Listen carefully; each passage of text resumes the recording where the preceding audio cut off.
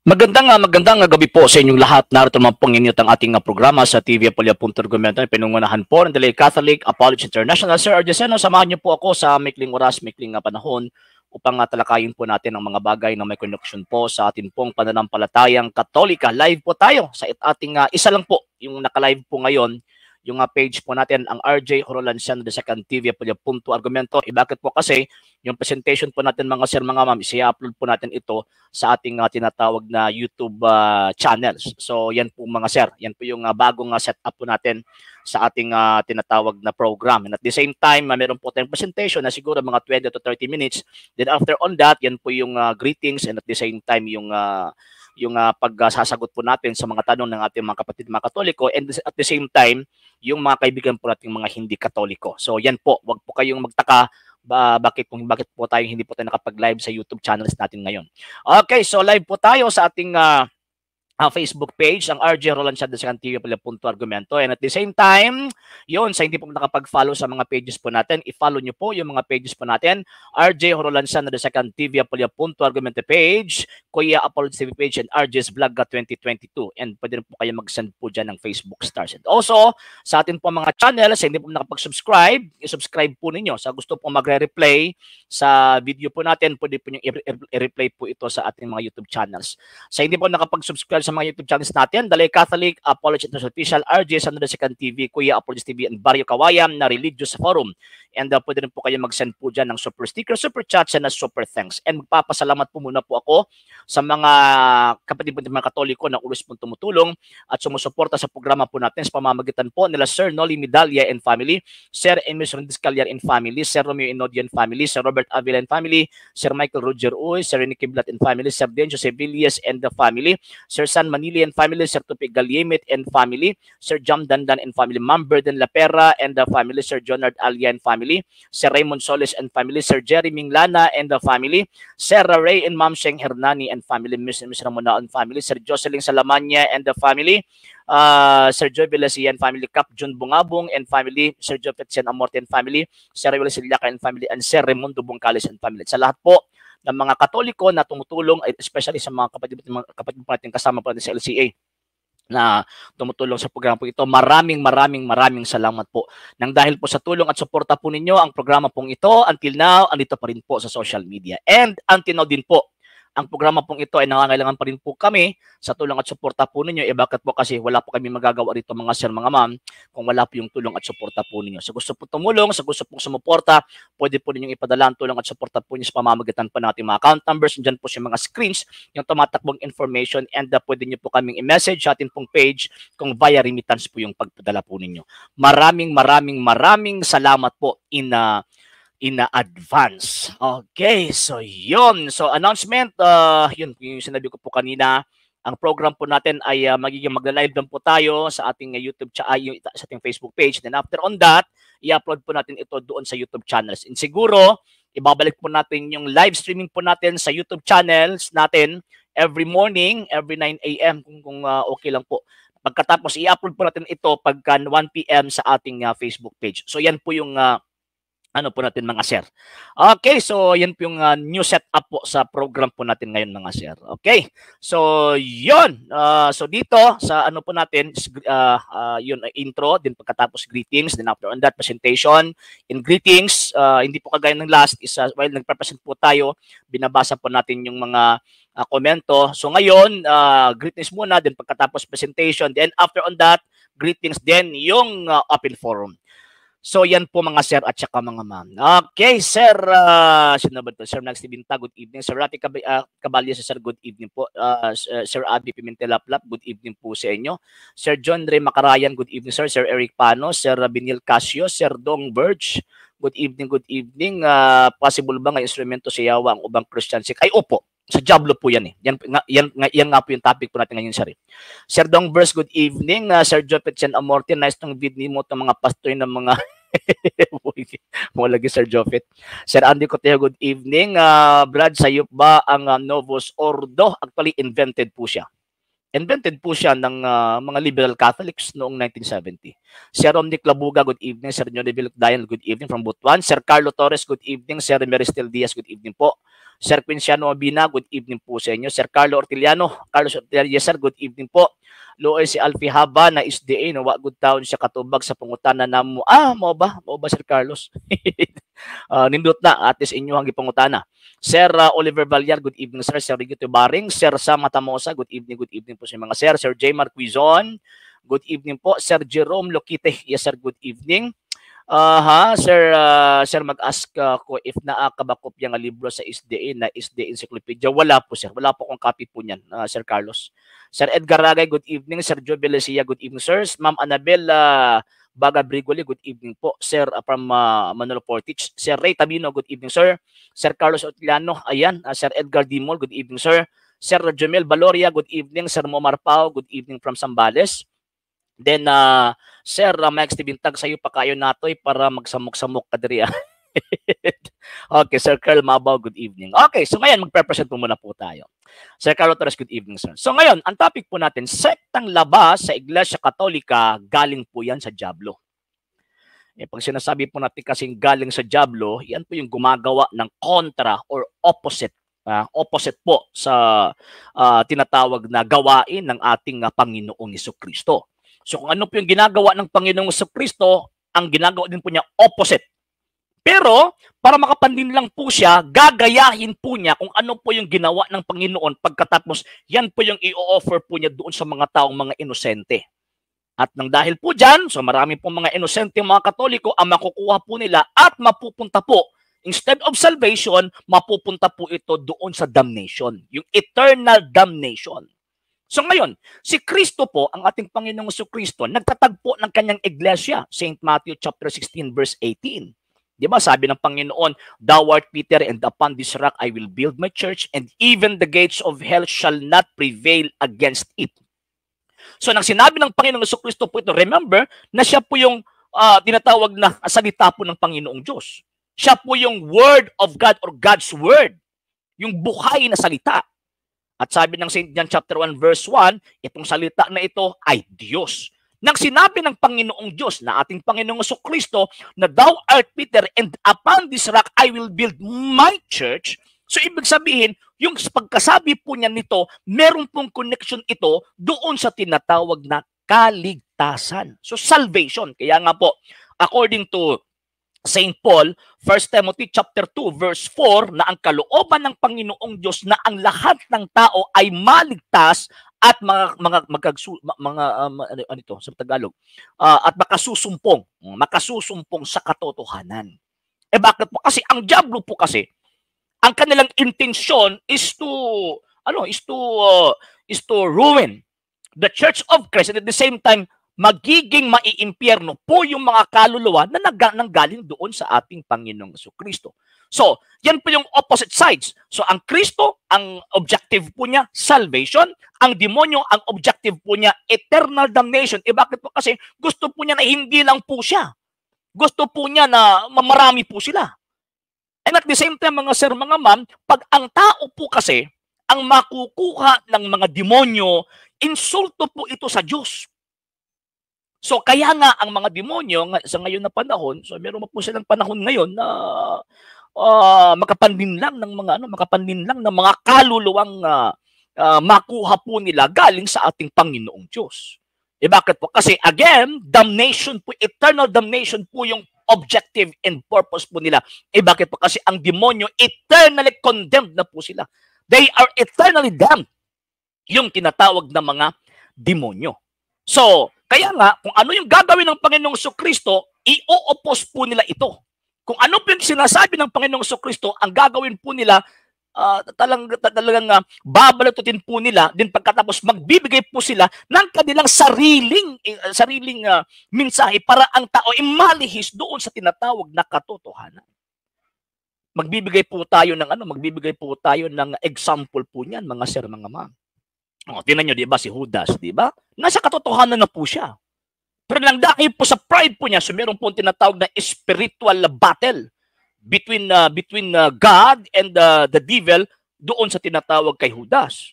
Bakit po? Kasi si Judas, si precious soul po yun sa harap po ng Panginoong Diyos. Pero ang problema, instead of pipiliin po niya ang Panginoong Diyos, susundin po niya yung kalooban ng Panginoong Diyos, sinusunod po niya yung kanyang sariling kalooban. At yan po yung gagawin ng demonyo. Huwag tumingin doon sa Diyos, tingnan mo ang sarili mo. Then, yung tinignan ni Judas yung kanyang sarili, ayun, napunta po siya doon sa tinatawag na impyerno. Kaya nga po, kung titignan po natin sa paligid po natin ngayon, mga sir, di ba? Most of the sects na naglipa na po sa paligid po natin, halos lahat sarili po yung tinitingnan po nila. Yung mga feelings po yung mga tinitingnan po nila. Hindi lang po sekta, yung mga individuals din po. Yung feelings lang po yung tinitingnan po nila, hindi po yung tinitingnan yung kalooban ng Panginoong Diyos. Yan po mga sir. So ngayon, pag ang Diyos, ang sinasabi po niya ay katotohanan. Bakit po? Kasi ang Panginoong Jesucristo, siya po yung katotohanan. St. John chapter 14, verse 6, sabi ng Panginoong Jesucristo, I am the way, the truth, and the life. Walang makakapunta sa aking Ama kung hindi sa pamamagitan ko. Ito yung sinabi ng Panginoong Jesucristo.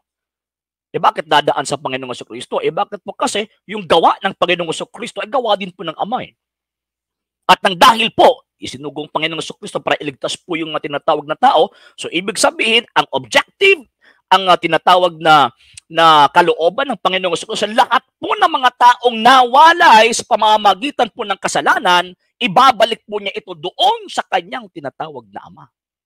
Yan po yung St. John chapter 14, verse 6. Mamaya po mga sira, babasahin ko po yung mga comments po ninyo. Magpe-present po muna po tayo. Para at least after the program ay meron po kayong matututunan sa atin pong pag-stream po ngayon mga sir, mga ma'am. Okay, so ngayon, proceed po tayo. So salvation sa Panginoong Jesucristo, eternal damnation sa demonyo. So, number 2, ang sa Panginoong Jesucristo, truth, katotohanan, genuine. Sa demonyo, lies. Kasinungalingan. Bakit po? Kasi St. John chapter 8, verse 44, sabi ng Panginoong Jesucristo na ang ama ng kasinungalingan ay ang dyablo. Yan. So pag may magtuturo ng kasinungalingan at kontra po ito sa Panginoong Jesucristo at sa kanyang iglesia, kanyang itinatag, yung sinabi ng Panginoon na my church, and in forte inferinon prevalibont adversus iam, pagkokontra po sa iglesia pong ito, lalo na po sa mga katulang dogma po niya. So ibig pong sabihin, yung sektang yan, hindi po yan sa Panginoong Jesucristo. Lais po yung tinuturo. For example, ano po ba yung example po nung lies po yung tinuturo ng demonyo? Di ba? Sinabi ng Panginoong Diyos, huwag kayong kumain. Sa bungang ipinagbabawal ko kasi mamamatay kayo. Sabi ng demonyo, hindi ka mamamatay. Yan. So babalik ta rin ng demonyo yung salita ng Panginoong Diyos. So yan po yung forte ng demonyo di ba? So ngayon, kung titignan po natin mga sir, mga ma'am, ang iglesyang itinatag ng Panginoong Jesucristo, kung titignan po natin from the 1st century AD, sabi ng Panginoon, I will be with you always till the end of time. Babalik ta rin po yan ng demonyo. Ay hindi, nawala yan. Pagkatapos babalik yan sa 16th century, 17th century, 18th century, 19th century, at 20th century. Diba? Kung makita po natin yung kaibahan ng katotohanan ng kasinungalingan, makikita po natin ang Panginoong Diyos. Bakit po? Kasi pag ang demonyo, kontra po siya sa Panginoong Diyos, gagawa po siya ng kasinungalingan. So ngayon, lahat ba ang ginagawa ng demonyo ay lahat ba ipepresent po niya na dapat magsisinungaling ako? So talagang hindi po siya tatanggapin po ng tao. So kaya nga, ang gagawin po niya, gagawa po siya ng tinatawag na counterfeit faith and at the same time counterfeit church. So yung tinatawag na parang isang sekta or isang iglesia na kokontra sa iglesyang itinatag ni Kristo. At gagawin po na babalik ta rin po nila lahat kung ano po yung itinuturo ng iglesyang tatag ng Panginoong Jesucristo at lahat ng kasinungalingan at lahat ng marumi. Tatapunan po nila ito. Tatapunan po nila mga marumi. Itong iglesyang tatag ng Panginoong Jesucristo. Same po sa nangyari sa Panginoong Jesucristo sa 1st century, di ba?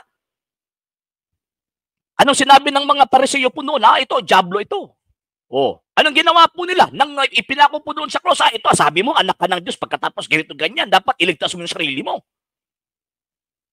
So, ibig sabihin, ang ginagawa ng Diablo, gagawa po siya ng counterfeit. Ano ba yung counterfeit? Hidwa, kumbaga. Parang totoo, kung sa kung sa atin pa ngayon ay parang plain money, kumbaga. Meron pong tinatawag na genuine money, then pagkatapos meron pong counterfeit money. Meron pong fake money or yung mga plain monies, kumbaga. So gagawa po yung demonyo. And siyempre, demonyo, siya po yung master of deceit. Siya po yung master of lies. So gagawin po niya parang parehong-pareho talaga doon sa iglesia itinatag ni Kristo. Sa 16th century, so nakikipag-away po siya sa iglesyang tatag ng Panginoon sa Kristo, talagang head-to-head po sila. Head-to-head po, yung nasa labas at nasa Iglesia Katolika, Apostolika Romana. So ang ginagawa po nila, yun, kung ano pinaniniwalaan ng Iglesia Katolika, naniniwala din po sila. Ano yung pinaniniwalaan po nila, pinaniniwalaan ng Iglesia Katolika? Yung Biblia. Yung Biblia mismo, pinaniniwalaan po yan nila. Even nga yung banal na kasulatan nagsabi, mismo ang demonyo, nagko-quote din po ng Biblia. Yung kasulatan, di ba? St. Matthew chapter 4, verse 4. Nagko-quote din po sino yung demonyo. So, ibig sabihin, hindi po bago sa kasaysayan ng Iglesia Kristiyana na ang Diablo, makikita po nila yung Diablo, gagamit din po ng kasulatan. Kaya nga po sa 16th century hanggang sa 20th century, ang mga pambato ng mga sektang sulpot against sa true church founded by Christ, Biblia.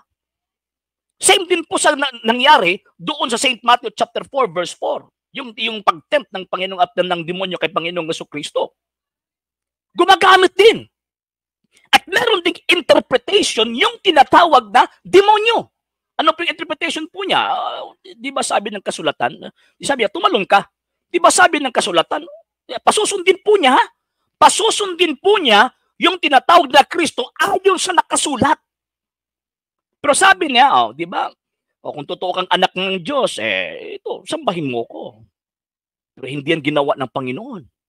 Kung totoo ka ng anak ng Diyos, tumalon ka. Kasi merong mga anghel na kukuha sa iyo at hindi mangyayaring mababali yung mga buto mo.